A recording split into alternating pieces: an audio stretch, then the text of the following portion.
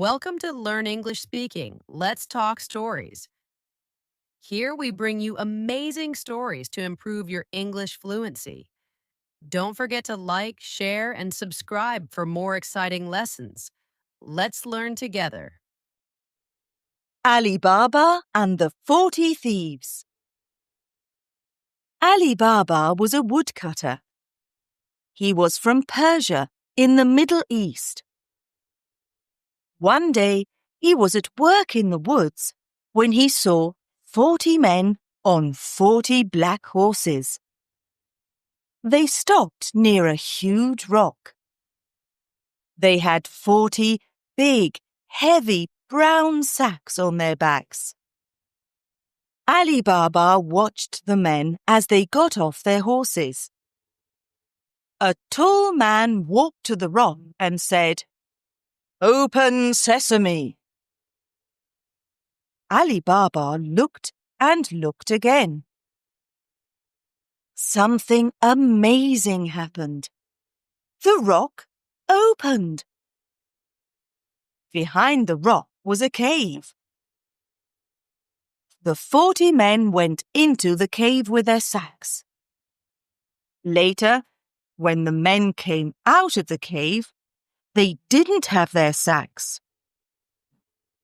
"Close sesame," said the tall man. And the rock closed.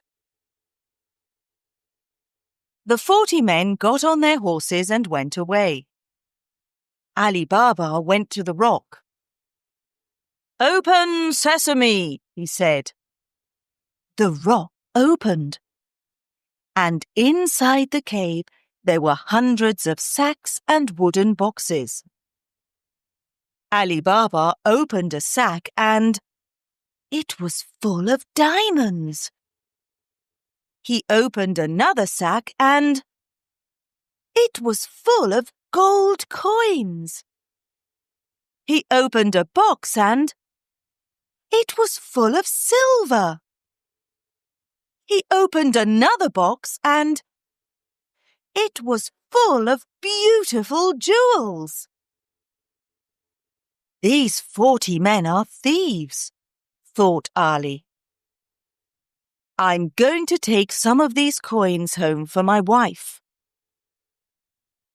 He put some gold coins into his bag and went out of the cave. "Close sesame," he said. The rock closed and he went home. Ali Baba's wife, Nasreen, was in the kitchen. Ali Baba told her about the 40 thieves and the treasure in the cave. "This is wonderful news," said Nasreen. "Can we take more money and buy a new house and new clothes?"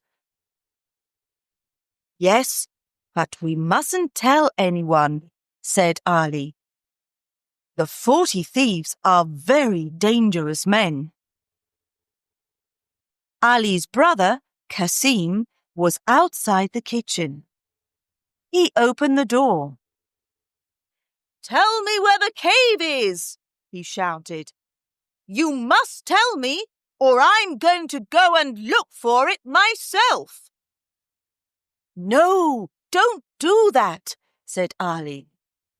"Go into the woods. There's a huge rock near the big baobab tree. The rock opens when you say, 'Open sesame,' and closes when you say, 'Close sesame.'" Kasim went to the rock. "Open sesame," he said.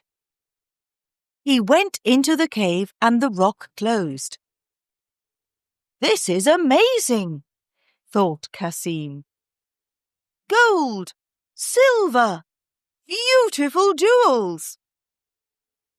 He had 3 big sacks with him and filled them with gold and silver and jewels. He stood in front of the rock and said, "Open wheat." But the rock didn't open. He said, "Open corn." but the rock didn't open. Oh, what is the right word? He thought. Kasim was angry. He couldn't remember the word. He sat down to think, but suddenly he heard horses. The 40 thieves were outside the cave. Look, a horse! Someone's in our cave. He can't have our treasure. He must die, said the tall man. The next morning, Kasim's wife, Zila, went to Ali Baba. Kasim didn't come home last night. Do you know where he is? She asked. Ali told Zila about the cave. Please go to the cave. The thieves are dangerous men. They'll kill him, she said. Ali went to the rock. It was closed, but he heard a noise. Kasim, are you there? He said. Yes, I'm here. Help me, I'm hurt. Open sesame, said Ali Baba, and the rock opened. Kasim was on the floor. He couldn't walk. The thief said I must die, but I didn't die, he said. You didn't die, but you're hurt. Let's go home now, and the doctor can come to the house later tonight. The next afternoon, the thieves went back to the cave. He isn't here, said the tall man. We must find him. He was hurt. We must find the doctor who helped him. The tall man found the doctor's house. He was angry. Where's the man you helped yesterday? Where's his house? He asked. I don't know, said the doctor. It was dark, and I couldn't see the road or the houses. Then take me to the house tonight when it's dark, said the tall man. The doctor took the tall man to Ali's house later that night, and the tall man painted a white cross on the door. Now I know where Kasim and his family live, he thought. They must all die, and I've got a plan. The tall man went to the market and bought 39 big oil pots. Put the pots on your horses, then hide inside them, he told the thieves. I'm going to Ali Baba's house, and you'll be in the pots. We'll kill them all tonight when they are asleep. That evening, he went to Ali Baba's house. Good evening. I'm an oil merchant from India, and I'm very tired, he said. Have you got a room where I can sleep and a place for my horses? Of course. Welcome to my home, said Ali. Zila was in the kitchen with Nasreen. That man isn't Indian. He's Persian, said Zila. I don't like him. Let's go and look at the pots on his horses. They went out of the house into the garden. There were lots of stars in the sky, and everything was very quiet. Suddenly, they heard a man's voice. When are we going to kill Kasim and Ali Baba and their wives? When they're asleep, said another voice. The women looked at the pots on the horses. 39 pots in their garden. 39 men in the pots, and one man in the house. The 40 thieves! Quickly, said Zila, open the gate. Nasreen opened the gate. Shoo, shoo, go away! Shoo, shoo, go away! They shouted at the horses. The horses ran out of the garden. They ran and they ran and they ran. They ran into the desert and never came back. The tall man went into the garden when everyone was sleeping. His horses weren't there. His pots weren't there. His men weren't there. He ran out of the garden. He ran into the desert, but he couldn't see his horses or his men. He ran and he ran and he ran, and he never came back. In the morning, Kasim and Ali Baba woke up early and went into the garden. This is very strange, said Al. The oil merchant isn't here, and his horses aren't here. Where are they? You men are very silly, said Nasreen. Yes, very silly, said Zila. The oil merchant from India wasn't an oil merchant from India. No, said Nasreen. He was the leader of the 40 thieves. Where are the 40 thieves now? Said Kasim. They ran into the desert, and let's hope they'll never come back, said Zila. Tomorrow you can go and get the treasure, and we'll give some to everyone in the village. The next day, Kasim and Ali Baba went back to the rock with 10 grey donkeys. Open wheat, said Kasim. No, silly. Don't you remember? It's not wheat. It's sesame, said Ali Baba. Of course, the word is sesame. Open sesame, said Kasim. The rock opened, and they put all the wooden boxes and sacks of treasure on the donkeys. Then they went back to the village and gave the treasure to the poor villagers. Thank you, Nasreen and Zila, said the villagers. You're very clever women.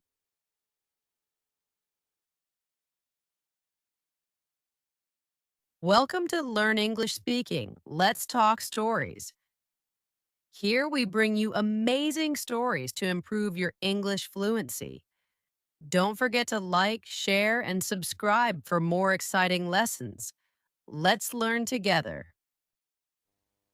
At 5 o'clock on a September afternoon, Ronald Torbay was making preparations for his third murder.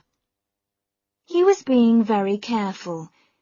He realized that murdering people becomes more dangerous if you do it often. He was in the bathroom of the house that he had recently rented. For a moment, he paused to look in the mirror. The face that looked back at him was thin, middle-aged, and pale. Dark hair, a high forehead, and well-shaped blue eyes. Only the mouth was unusual, narrow, and quite straight. Even Ronald Torbay did not like his own mouth. A sound in the kitchen below worried him. Was Edith coming up to have her bath before he had prepared it for her? No, it was all right. She was going out of the back door. From the window, he saw her disappearing round the side of the house into the small square garden. It was exactly like all the other gardens in the long street. He didn't like her to be alone there. She was a shy person, But now new people had moved into the house next door, and there was a danger of some silly woman making friends with her. He didn't want that just now. Each of his 3 marriages had followed the same pattern. Using a false name, he had gone on holiday to a place where no one knew him.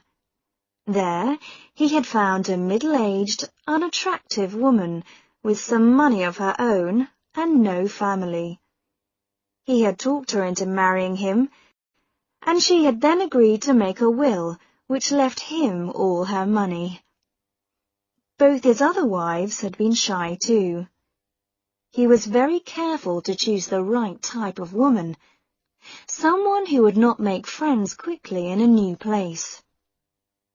Mary, the first of them, had had her deadly accident almost unnoticed in the bathroom of the house he had rented, a house very like this one, but in the north of England instead of the south.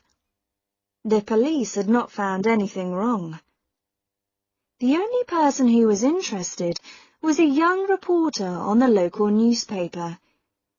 He had written something about death in the middle of happiness and had printed photographs of Mary's wedding and her funeral, which took place only 3 weeks after the wedding.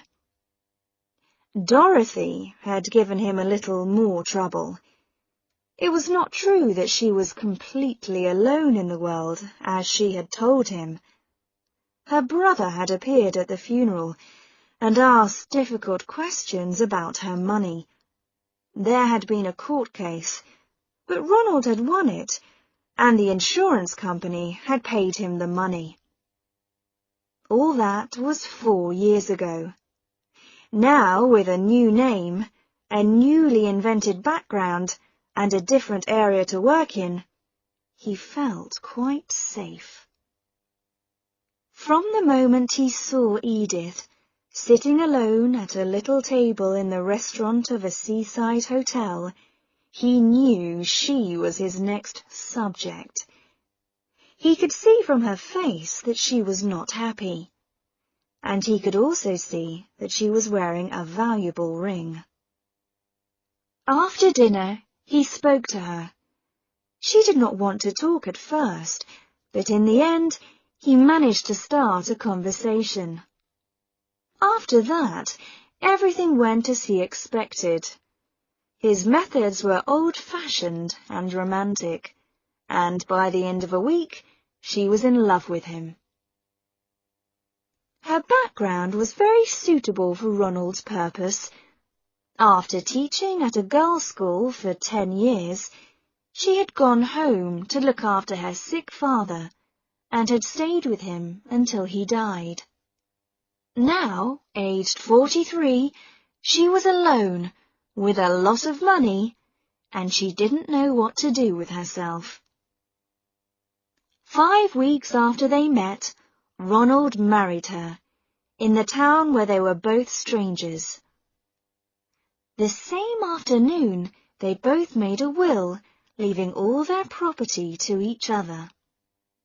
Then they moved into the house which he had rented cheaply because the holiday season was at an end. It was the most pleasant of his marriages. He found Edith a cheerful person, and even quite sensible, except that it was stupid of her to believe that a man would fall in love with her at first sight. Ronald knew he must not make the mistake of feeling sorry for her. He began to make plans for her future, as he called it. 2 things made him do this earlier than he intended. One was the way she refused to talk about her money. She kept all her business papers locked in a desk drawer and refused to discuss them. His other worry was her unnecessary interest in his job. Ronald had told Edith that he was a partner in an engineering company, which was giving him a long period of absence. Edith accepted the story, but she asked a lot of questions, and wanted to visit his office and the factory. So Ronald had decided that it was time to act. He turned from the window and began to run water into the bath. His heart was beating loudly, he noticed. He didn't like that. He needed to keep very calm. The bathroom was the only room they had painted. He had done it himself soon after they arrived. He had also put up the little shelf over the bath, which held their bottles and creams, and a small electric heater. It was a cheap one, with 2 bars, and it was white, like the walls, and not too noticeable. There was no electric point in the bathroom, but he was able to connect the heater to a point just outside the door. He turned on the heater now and watched the bars become red and hot. Then he went out of the room. The controls for all the electricity in the house were inside a cupboard at the top of the stairs. Ronald opened the door carefully and pulled up the handle which turned off the electricity. He had a cloth over his hand so that he would not leave fingerprints. Back in the bathroom, the bars of the heater were turning black again. Still using the cloth, he lifted the heater from the shelf and put it into the bath water at the bottom end of the bath. Of course, you could still see it. It looked as if it had fallen off the shelf by accident. Edith was coming back from the garden. He could hear her moving something outside the kitchen door. He pulled a small plastic bottle out of his pocket and began to read again the directions on the back. A small sound behind him made him turn suddenly. There was Edith's head, only 2 meters away, appearing above the flat roof of the kitchen which was below the bathroom window. She was clearing the dead leaves from the edge of the roof. She must be standing on the ladder, which was kept outside the kitchen door. He stayed calm. "What are you doing there, dear?" Edith was so surprised that she nearly fell off the ladder. "Oh, you frightened me. I thought I'd just do this little job before I came to get ready." "But I'm preparing your beauty bath for you." "It's kind of you to take all this trouble, Ronald." "Not at all. I'm taking you out tonight, and I want you to look as nice as, possible." "Hurry up, dear. The bubbles don't last very long, and like all these beauty treatments, this one's expensive. Go and undress now and come straight here." "Very well, dear."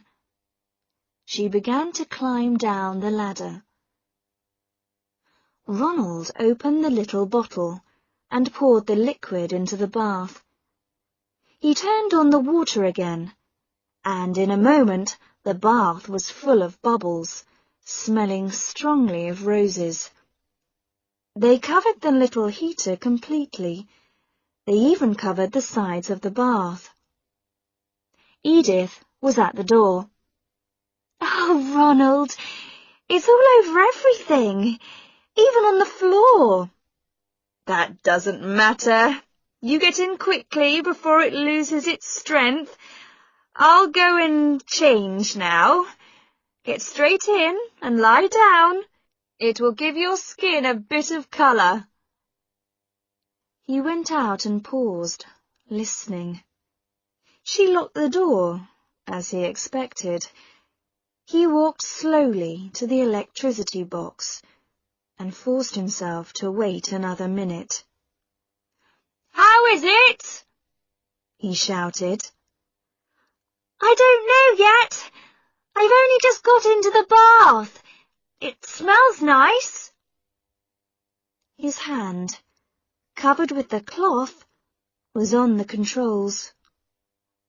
1, 2, 3, he said, and pulled the handle down. A small explosion from the electric point behind him told him that the electricity had gone off. Then everything was silent. After a time, he went and knocked on the bathroom door. "Edith?" There was no answer, no sound, nothing. Now he had to prepare the second stage. As he knew well, this was the difficult bit. The discovery of the body must be made, but not too soon. He had made that mistake with Dorothy's accident, and the police had asked him why he had got worried so soon. This time he decided to wait half an hour before he began to knock loudly on the bathroom door, then to shout for a neighbour, and finally to force the lock. There was something he wanted to do now. Edith's leather writing case, which contained all her private papers, was in the drawer where she kept her blouses. He had discovered it some time ago, but he had not forced the lock open because that would frighten her. Now there was nothing to stop him. He went softly into the bedroom and opened the drawer. The case was there. The lock was more difficult than he expected, but he finally managed to open the case. Inside there were some financial documents, 1 or 2 thick envelopes, and on top of these, her post office savings book. He opened it with shaking fingers and began reading the figures. £17,000, £18,600, £21,940. He turned over a page, and his heart jumped wildly. On the 4th of September, she had taken almost all the money out of her savings account. Perhaps it was here, in these thick envelopes. He opened one of them. Papers, letters, documents fell on the floor. Suddenly, he saw an envelope with his own name on it, in Edith's writing. He pulled it open and saw in surprise that the date on the letter was only 2 days ago. Dear Ronald, if you ever read this, I am afraid it will be a terrible shock to you. I hoped it would not be necessary to write it, but now your behaviour has forced me to face some very unpleasant possibilities. Did you not realize, Ronald, that any middle-aged woman who has been rushed into marriage to a stranger will ask herself about her husband's reason for marrying her?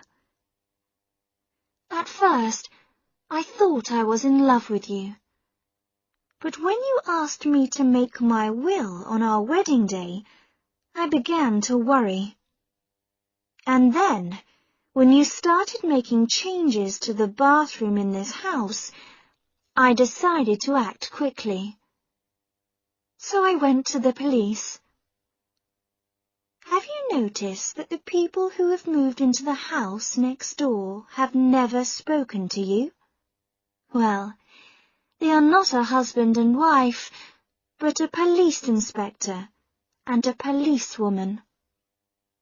The policewoman showed me 2 pieces from old newspapers, both about women who had died from accidents in their baths soon after their marriages.